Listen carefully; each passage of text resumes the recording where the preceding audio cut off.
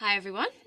So after a bit of maybe a bit of a downer video last week, I'm hoping to be a bit more optimistic because I did the last video to kind of lead up to this one. So I am going to talk about PGD IVF again, but a particular type of that called non-disclosure PGD IVF.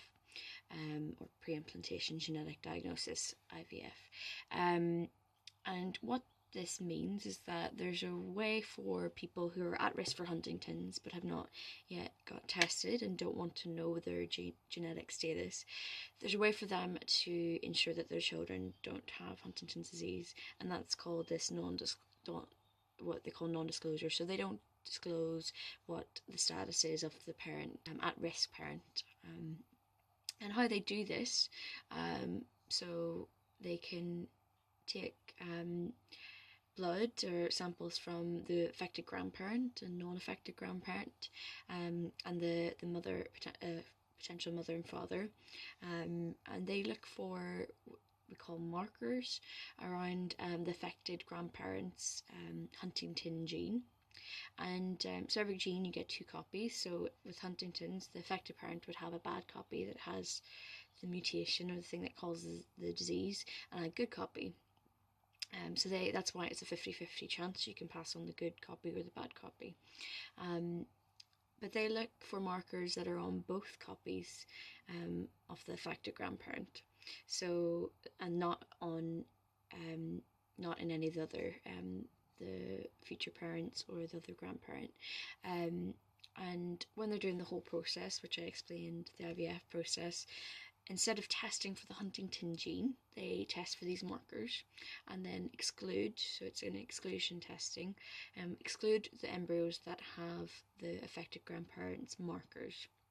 So what this actually means is that by excluding both of any of these markers, it means that they could be excluding the good copy or the bad copy.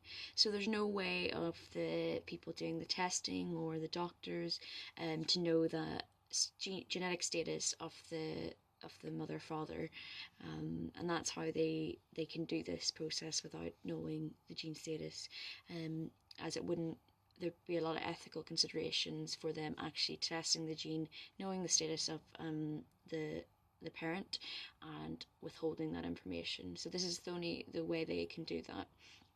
So I think that's pretty amazing that they can do this, and something I'm pretty excited about, and I think more people should know that this is available.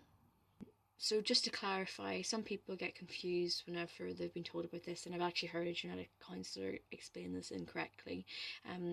Just by excluding these markers does not mean they're excluding embryos that have any genetic material or genetics from the affected grandparent. They're just excluding ones that have these markers. There's no way that they can actually get rid of all of the genetic material of the affected grandparent. That's just not how genetics works. And that I've really wanted to get that across. This is kind of I find the most important video of my whole campaign. Is one that people know that they can do this. People at risk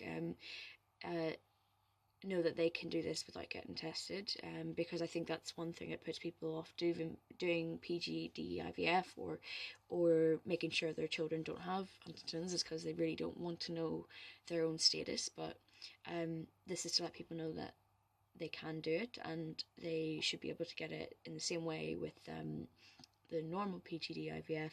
They should be able to get the first round on the NHS if they don't have any children.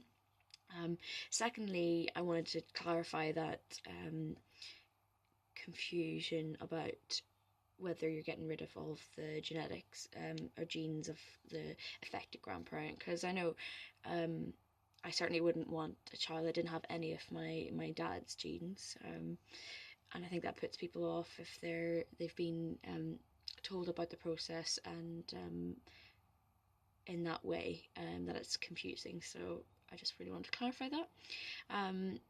If anybody has further questions about that, the best thing to do is go to a genetics counsellor, and if you're thinking of getting the process done, they can lead you to the proper clinics or closest clinics that do this. I'm not, from what I know, I don't think every fertility clinic is able to do that.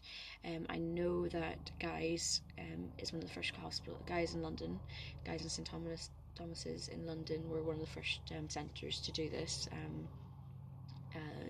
and they definitely do it. So that it might mean that you'd have to travel a bit more because your closer one doesn't do it, but I think it's definitely worthwhile. So hope people can think about it, and if anybody needs any further questions or explanation on how the process works, do get in touch. Thank you, and I will be coming back with more videos next time.